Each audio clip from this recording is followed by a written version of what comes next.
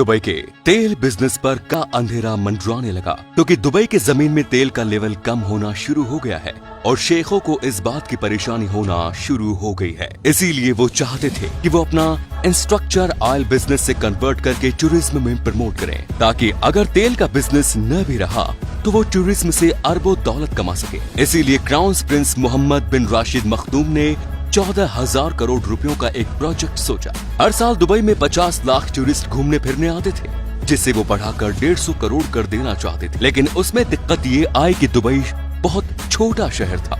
इसीलिए crown Prince ने ये ठान लिया कि वो अब समंदर के बीच में एक शहर बनवाएंगे और वो चाहते थे कि ये काम सिर्फ 6 साल में कंप्लीट हो जाए। उन्होंने इस आइलैंड को बाउंड्री की तरह बनाने के लिए सोचा, लेकिन प्रॉब्लम ये आई थी कि आज दुनिया में किसी ने भी कभी कोई ऐसी चीज नहीं बनाई। इस शहर को बनाने के लिए इंजीनियर को कुदरत की ताकत से टकराना पड़ा। ये विशालकाय शहर समुद्र में सीमेंट और स्टील की मदद से बड़ी आसानी से बनाया जा सकता था, लेकिन दुबई के शेख ने कुछ और ही सोचा था। वो चाहते थे कि इस शहर को पूरी तरह से कुदरती सामग्री से बनाया जाए, ताकि ये आसपास के माहौल में घुल मिल सके। इस प्रोजेक्ट में इतनी रेत और इतनी चट्टान लगने वाली थी जितने में तो दुनिया के चारों तरफ 2.5 मीटर दीवार बन सकती है। और इस प्रोजेक्ट को अंजाम देने के लिए दुबई ने दुनिया भर की खास इंजीनियर्स को हायर किया। इंजीनियर्स को ये फिक्र थी कि सर्दियों में उत्तरी तूफान से आने वाली हवाएं और 2 मीटर ऊंची लहरें इस शहर पर वार जरूर करेंगी। सभी जांच पड़ताल के बाद इंजीनियर्स ने हिसाब लगाया कि उन खतरनाक लहरों से बचने के लिए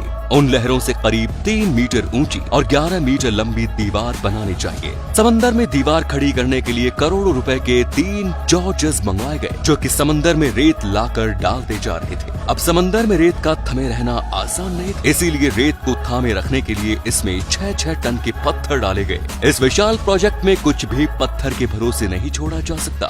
जरा सी हलचल में ही पत्थर सरक जाएंगे और पूरा का पूरा शहर समंदर अपने अंदर निकल जाएगा। इसीलिए गोताखोर बार बार समंदर में डुबकी लगाकर नीचे पत्थरों की पोजीशन को चेक करने जाते रहते थे। अब बाकी का काम करने के लिए दुबई को 9 करोड़ 40 लाख घन मीटर रेत के सरोवर की तलाश करनी होगी। आपको नहीं पता तो मैं आपको बता दूं कि इतनी रेत में पूरे लंदन को 1 मीटर नीचे दफनाया जा सकता है। अब आप ये सोच रहे होंगे कि दुबई में तो रेत की कमी है ही नहीं। दरअसल मैं आपको बता दूं कि जो दुबई में रेत है वो बहुत ही बारीक कणों से बनी होती है, जो कि समंदर में बड़ी आसानी से बह जाए। इसीलिए इंजीनियर मोटे कणों वाली रेत को ढूंढने में लग गए। इंजीनियर्स को पूरे 6 समुद्री मील दूर सागर तल में मिली रेत को पाइप के जरिए 10 मीटर प्रति सेकंड के हिसाब से समंदर में छिड़काना शुरू कर दिया। अब काम तो ठीक तरह से चल रहा था, लेकिन इंजीनियर्स को शक था कि क्या उनका ये आइलैंड ठीक डिजाइन से बन रहा है। लेकिन दुबई के पास इस शक को दूर करने का उपाय 606 किलोमीटर ऊपर अंतरिक्ष में था। दुबई ने अपने भेजे जीपीएस सैटेलाइट के जरिए ऊपर से ही प्रोजेक्ट को मापना शुरू कर दिया कि प्रोजेक्ट का डिजाइन ठीक तरह से बन रहा है या नहीं। और इस तरह दुबई प्रिंस भी अपने इस ड्रीम प्रोजेक्ट पर घर बैठे ही नजर रख सकते थे। अब प्रोजेक्ट तो खत्म होने के कगार पर था,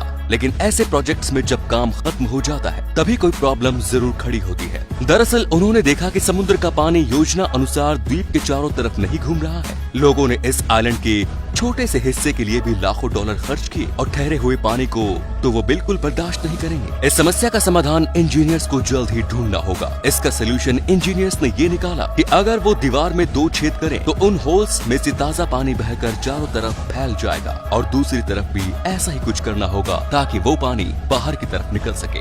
अब जैसे जैसे प्रोजेक्ट को खत्म करने की डेडलाइन पास आती चली जा रही है, वैसे वैसे ही इंजीनियर्स अपने काम को अंजाम देने के लिए लगे हुए हैं। अब 12 घंटे काम करने वाले एशिया के 40,000 वर्कर्स को काम में लगाया गया। इन लोगों को 48 डिग्री की झुलसती गर्मी में काम करना था। इस प्रोजेक्ट में 51 अलग अलग कॉन्ट्रैक्टर्स होटल, बिल्डिंग्स, सड़कें वगैरह बनाने में जुटे हुए हैं। आपको ये बात जानकर हैरानी होगी कि बिक्री शुरू होते ही पहले 3 दिनों में सारे के सारे मकान बिक गए। इनमें से सबसे महंगा मकान 12 लाख डॉलर्स का था। वक्त तेजी से निकल रहा था, लेकिन क्राउन प्रिंस ने सबको 2006 में आलीशान दुनिया देने का वादा किया। इस 1.6 किलोमीटर इलाके में कम से कम 8,000 विला, 220 शॉपिंग मॉल्स और रेस्टोरेंट्स होंगे और भी खूबसूरत बिल्डिंग्स के लिए अलग से जगह बनाई जाएंगी। और ऐसे ही इंजीनियर्स ने दिए वक्त में ही उन्हें आलीशान शहर बनाकर दे दिया। अगर आज ये शहर न होता तो हो सकता था कि दुबई के पास आज इतना पैसा न होता। धन्यवाद।